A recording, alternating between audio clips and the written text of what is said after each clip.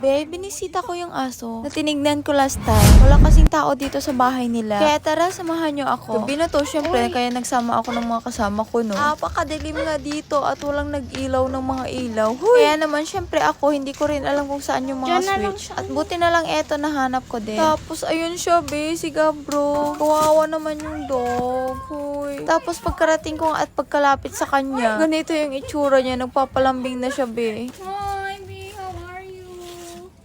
How are you? Okay, let's change her At dahil nga may parcel si Gabro, sa akin na kasi muna pinangalan since wala nga yung may-ari. And dahil may pinuntahan ako ngayon, dumaan na din ako sa bahay nila. Since ilang araw naman na yung parcel sa akin, mga 2 days na ata. And buti na lang talaga pinuntahan namin siya. Oh, friend na kami. Hindi naman siya nilalagyan ng Guys, kung hindi nyo maalala, ito yung aso na puno siya talaga ng mga galis. O tinatawag ba yun na hotspot? Quick heal lang kasi yung nilalagay ko. And so far, nag-dry naman na unlike before. Grabe, malala yung pangangati niya. Tapos itong mga gamot din na binili ko last time, hindi pa siya napapatake, be. Ewan ko ba anong ginawa ng yaya niya. Ano ba? Wala bang nagpakain sa'yo? Ana! Dapat ega-ika na. Actually, sa totoo lang, first time ko siya ipatik ng gamot. Since talaga, hindi naman kami talaga close. Lagi niya kasi ako tinatahulan, pumupunta ako sa kanila. Pero ngayon, okay naman siya. Hoy, achievements ko to sa totoo lang. Nakapaamo ng aso ng may aso. Kami friend eh. Baka mamaya kagatin niya ako eh. Ay, sabi mo. Wala guwang gulo ng buhay mo. Why are you angry? Okay na ba? Asan na? Hoy, lalabas mo. Loko ka. Kainin mo na. Kainin mo ng... Ikaw, pinagpapawisan ako sa'yo ah. Uy, very good ka bro! Dalawa na lang. Kasi 2 times a day to. Pero wala siyang hindi pinatake ng yaya niya be. Ang ka na. Isa pa.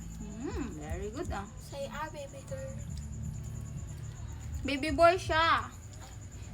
Since syempre ilang araw na din siya hindi napaliguan, pupunasan ko na lang muna siya. Kasi ang init talaga ng panahon ngayon. And buti na lang talaga umamo na siya sa akin. Kaya ito, napupunasan ko na din siya. Tsaka meron na din siyang pagkaiba ng amoy kasi. Tapos meron na din mga muta-muta. Ako nga talaga na hindi maligo ng isang araw. Grabe na yung pagka mainitin ng katawan ko. Tapos ulo ko syempre sumasabay. Huy!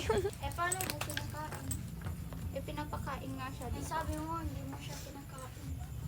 Hala, baka kumain na ba to? At ito nga nagtaka ako kung kumain na ba kasi nanginginig yung katawan niya. Kaya sabi ko baka naman merong dog food sa loob o pwede may mga ipakain. Kaya naghanap muna kami. Ate, sorry na agad. Alam kong bahay mo to. ito una kong napuntahan.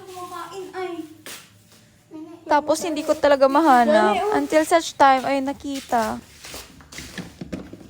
At ito nga talaga yung dog food niya. Okay, magbibigay muna kami ng food ha. Pasensya na sa may bahay.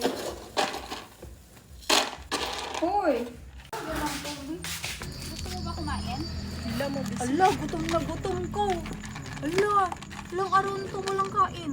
And eto nga pagkabigay ko sa kanya ng dog food, grabe yung pagkagutom niya, be. Hindi ako OA, pero talagang gutom na gutom yung aso. Hindi siya pinapakain. Tingnan mo nga kung may aso pa dyan. Buffy! Doon ka na. Ala, wawa ka naman, be. May natamaya gawa din danon na eh. Kaya nga, ano ba to? Parang matagal na tong water. No? You change it. Di ba? Ito pa ata yung last time na binigay ko.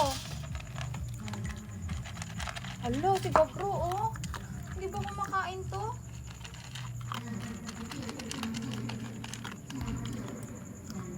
Oh, kita niyo naman, diba? Talagang gutom siya. Kaya buti na lang nakahanap ako ng dog food. Wawa siya. Wawa siya dito to, oh. Diba? Gutom na gutom siya, oh. Hindi pa to napapakain. Busy ba? Iuwi mo na. Uy, iuwi na muna kita para mag-away kayo. Tinanggalan ko nga muna siya ng collar para makakain siya ng maayos. So sabi ko, lagyan ko na lang ng dog food yung isa niyang plates. Para ganun, if in case na magutom siya ulit, meron siyang kakainin, di ba? Ang aso naman, hindi yan kakain pag hindi gutom. Kaya okay na din to kasi dry din naman siya. Hindi naman to mapapanit. Sabi ko nga, punuin ko na lang itong plates niya. Hoy, mahirap talaga naman ang hindi kumain, no? Oh, ala, ubos ako na. And pagkabalik ko nga dito, be, ubos niya na yung binigay namin. Talagang yung aso gutom na gutom, be. O talagang OA lang ba ako? Ano yung nag-ano dito?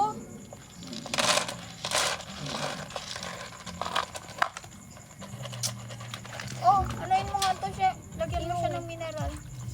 Pang ipis, oh. Oh, alban, tagal na to. Buti buhay ka pa, be. Asan yung dalawang aso? Yung Buffy ay andun sa ata sa ano, sa pintuan. Buffy! May ka na i-down ko gano'n. Buffy!